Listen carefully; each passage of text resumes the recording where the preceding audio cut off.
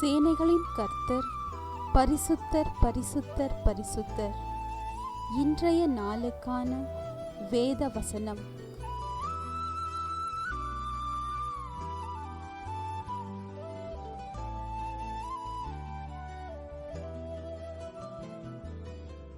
உங்களை பரிசுத்தம் பண்ணிக்கொள்ளுங்கள், நாளைக்கு கர்த்தர் உங்கள் நடுவிலே அற்புதங்களை செய்வார். யோசுவா 3ஆம் அதிகாரம் 5ஆம் வசனம்.